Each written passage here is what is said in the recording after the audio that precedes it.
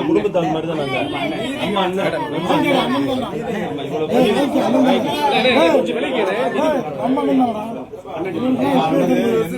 அண்ணனோட பயணம்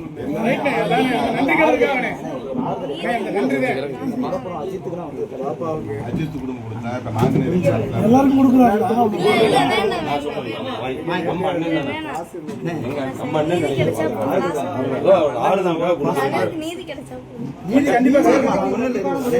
தலைவர் பாத்துக்குவாங்க. உங்க கையில கொடுத்து போற நீங்க வச்சிருக்கேன்.